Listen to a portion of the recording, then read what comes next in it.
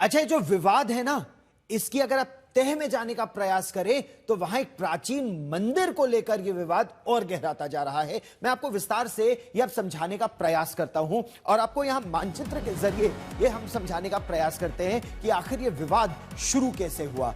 दरअसल अगर हम इस विवाद की जड़ में जाएं तो थाईलैंड और कंबोडिया के बीच जो सीमा विवाद है, यह 817 किलोमीटर लंबी सीमा है। इस सीमा में कई इनक्लेव्स ऐसी हैं या कई इलाके ऐसे हैं जिसको लेकर विवाद है, क्योंकि दोनों ही देश, यानी अगर आप बात करें तो एक तरफ कंबोडिया और दूसरी तरफ थाईलैंड, दोनों ही देश इसको अपनी सीमा में मानते हैं, इन इनक्लेव्स को या इन सीमावर्ती इलाकों को।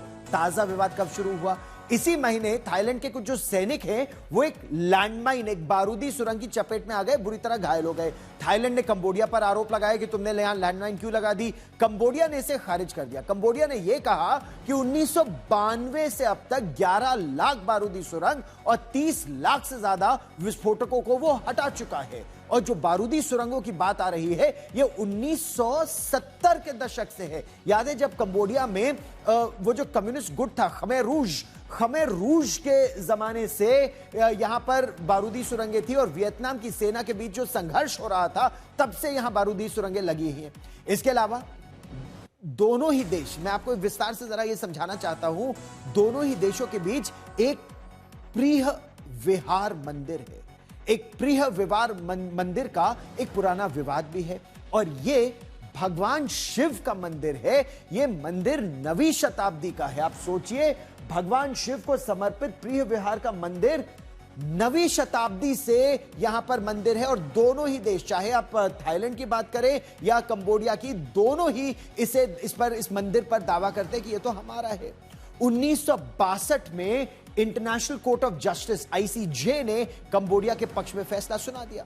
2008 में यूनेस्को ने इस प्राचीन 9वीं शताब्दी के मंदिर को एक अंतरराष्ट्रीय धरोहर, विश्व धरोहर घोषित कर दिया, तो यह विवाद और उग्र हो गया। 2008 से 2011 तक दोनों देशों के बीच कई बार इस मंदिर को लेकर सीमा पर झड़प भी हुई। थाईलैंड में एक नागरिक समूह है जो अपने आप को येलो शर्ट्स कहता है। येलो शर्ट्स मंदिर पर थाईलैंड के स्वामित्व की मांग लगातार करते रहे हैं। कंबोडिया कह रहा है कि नहीं, ये तो हमारा है। वो ये कह रहे हैं कि ये तो हमारा राष्ट्रीय गौरव का प्रतीक है, ये ऐतिहासिक शिव मंदिर, और इसी को लेकर ये सारा विवाद और गहराता जा रहा है। ये तस्वीरें देखिए जरा गौर से। ये 9वीं शताब्दी का भगवान शिव का, भगवान शंकर का ये मंदिर है। और आप सोचिए कि जो सनातन धर्म है कितना पहले से कितनी दूर तक फैला हुआ था। चोल वंश कहा जाता है कि उन्होंने हिंदू धर्म को या सनातन धर्म को साउथ ईस्ट एशिया में बहुत ज्यादा फैलाया था। आपको अंकोरवाट के सूर्य मंदिर का भी यहां पर जिक्र करना बहुत आवश्यक है। क्यों?